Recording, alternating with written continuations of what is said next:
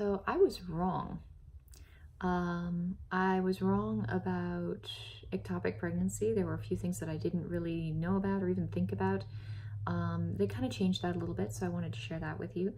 I was poking around on this really pro-life website because I was looking up this claim that there's never a case where a woman's life is in danger enough that it would justify an abortion. I was like, well, that's interesting. The idea being you can just deliver the baby and then the woman, the woman survives, the baby survives, separately. They're much better equipped to stay alive. And so I thought that was really cool. I wanted to look into that. And so I'm on this pro-life website and I'm looking around and they've got this whole thing about ectopic pregnancy and they honestly were talking about expectant management of ectopic pregnancy. And expectant management is when you just kind of take a wait and see approach. And that can be sort of dangerous. There, I guess, a couple occasions, it's iffy. But anyway, I was reading on that and they mentioned this case where a British doctor had transplanted the baby from a tube into the uterus. I was like, that must be the case. It wasn't France, it was Britain. Cool. And they were saying, let's see, they said that we've had the technology to do transplants like that for 100 years. I was like, okay, that's weird. If it's been done once 100 years ago, wouldn't someone have tried to do it again since then? Like, I mean, a lot of women with ectopic pregnancies want their baby and want their baby to be alive and want their baby to survive. I know I certainly did. So why isn't that ever done? And so I started looking into it. And I ended up reading this 100-year-old paper that this doctor had written, which is not exactly how I wanted to spend an evening, but that's what I did. And he claimed that he had done it. So I looked up his name and I looked up any references to him and I just tried to find any kind of, anything to corroborate that story. Nothing at all. I kept looking for other cases like that case in France that I had read about when I was like 5 years ago when I had my own ectopic pregnancy. Nothing. So, I'm like just searching for anything, any occasion where an ectopic pregnancy has been transplanted. And I'm finding website after website from different medical universities and different pamphlets from different clinics and things. And all of them are saying the same thing. There has never been a successful transplant of an ectopic pregnancy. Like, it's never occurred. So, you know how if you have a health problem, you can kind of look up that health problem, and usually different hospitals have a little teeny online pamphlet. You can read through it and get an idea of what your health problem is like. Multiple different hospitals are all mentioning in their little information pamphlet for people who have ectopic pregnancies, there's never been a successful transplant. So this pro-life website is saying that we've had the technology for 100 years, but only one person has ever said that they've done it and seen it done. No one ever documented that occasion. Like, there's never been any kind of backup evidence to prove it. So I'm reading through the pro-life website like, okay, what else do they have to say? Because this is interesting. Their conclusion was that it was some sort of doctor conspiracy, that the doctors are all conspiring to not do this life-saving procedure for a baby because the doctors don't believe it's a baby and the doctors don't want to take unnecessary risks. And I'm like, okay, so it's some sort of crazy doctor conspiracy. It definitely can't be the possibility that one man 100 years ago told a fib and published it in a paper. Couldn't possibly be that at all. No.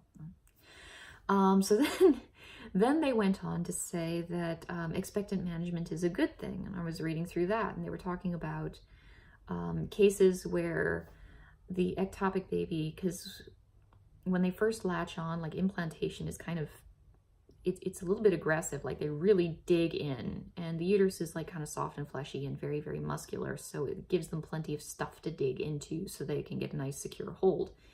It's just important. You don't want them to get flushed out. But in light, thin tissue, like a tube, a fallopian tube, it just rips right through the tissue, and then the mother hemorrhages and dies.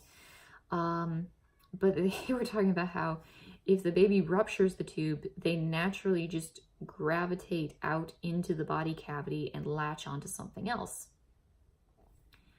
which could be a uterus and sounds like a good thing. And they were like, oh, this has happened. I can't remember. They were like, it's happened several times, numerous times.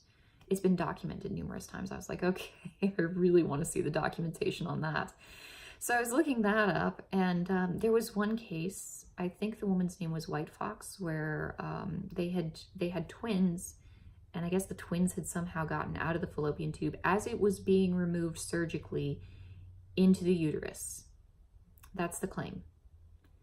I don't know how much homework the doctors did before removing the tube. Maybe she was just having bleeding, because that's possible. And the twins were already in her uterus, and they just removed the tube for no bad reason, because she had a very high history of ectopic pregnancy, like multiple ectopic pregnancies. I mean, I don't know. Maybe they removed the tube without doing the ultrasound properly. Maybe the twins really did migrate somehow, which is miraculous. And the doctors were like, in the article that I read, the doctors were saying it was a 1 in a million chance. So really, really rare, really, really unlikely. And they're saying that this has been observed numerous times, but that was the only example that I saw them citing. Okay. So yeah, the thing with that might possibly pose a problem just a little bit is if the baby ruptures the tube and then gets to gravitate to some other part of the body cavity, the rupturing of the tube is what typically causes the woman to bleed to death. So, you know, just pointing out, if the mother dies, the baby dies too. I probably have to mention that because this was a trippy article for me. So, you know, that would be a problem. And the other problem, of course, is what if the baby doesn't latch nicely and safely onto the uterus? Or there was one case of ectopic pregnancy that I found while I was looking into this, where the baby had latched onto the ovary and survived, and that was really cool. But, you know, you don't necessarily want them latching onto something, you know, important.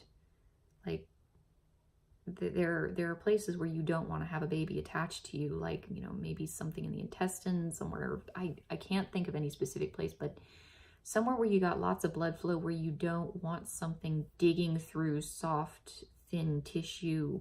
You can probably think of a few different places where that might be a problem. So that brings us back to expectant management. Expectant management of ectopic pregnancy, that was what was being done in the Catholic churches that I looked up, which I thought was insane. I thought it was really insane. There is an argument to be made for it, and that's heterotopic pregnancies, where you have twins, and one twin is in the uterus and the other twin is ectopic. And if you don't wait long enough, you can't necessarily, I'm assuming this is the reason, pick up the heartbeats on an ultrasound, so you might not know necessarily that there's that second baby in the uterus. So if you treat it with chemotherapy drugs, which is what they usually do if they're not surgically intervening, it kills both babies, and that's really unfortunate, especially if that woman really wanted to have a baby. So if you wait a little while, you can pick them both up on the ultrasound. You can see where the one baby is there. You can, you know, do a tubal removal, and you'll end up with at least one living healthy baby, which is really cool. That would be wonderful. Definitely did not happen in my case. But you know, sometimes that does happen, and so that's a thing to be aware of. And I mean, that's one of the arguments that is made for expectant management. But there are plenty of arguments against expectant management as well. If you catch it early enough, you catch the pregnancy early enough, You do the chemotherapy drugs, you flush out the pregnancy, the woman can maybe use that tube again and have another pregnancy, which is kind of the point. Another problem is,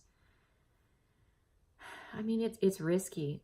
In third world countries where surgery is not as easily available, medication is not as easily available, 10% of women who come into hospitals with ectopic pregnancy die. It's pretty fatal. The other 90%, they just naturally miscarry.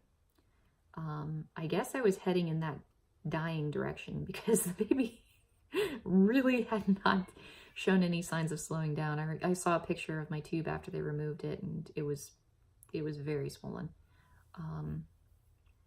But yeah, it can be very dangerous.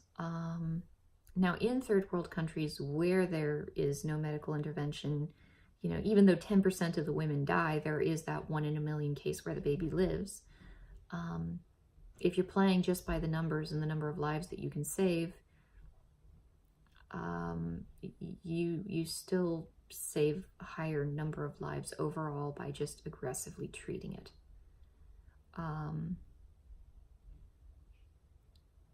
Yeah, no way around that. But it was interesting. I really believed that the story about the doctor who transplanted the baby was true. I honestly, from everything I've read and I'm still reading up on, it's like, it looks like a hoax. It looks kind of like an urban legend of pregnancy. Like, oh yeah, once upon a time, a doctor moved a baby. No. Oh, one other thing is PULs, pregnancies of unknown location. And those are both hopeful and terrifying. They are ectopic pregnancies. 95% of ectopic pregnancies occur in the tube, which is what I had. But occasionally they occur outside of the tube, like on fatty tumors, which is where that one baby survived, the ovary, which is where another baby survived, and then I read about one baby that survived attached to the outside of the uterus. So, I mean, the really good news is that the babies that do survive in these situations, you know, it can happen, which is really cool. There are more of them than I expected. Like, I read about eight cases that I found, like, just kind of poking around, and I had thought there were only like 2. So it does happen, but occasionally you don't know where the baby went, and that's called a pregnancy of unknown location. That can be exciting because there's a possibility the baby latched onto something good. There's also very distinct possibility the baby latched onto something not good and could cause massive and very abrupt hemorrhaging.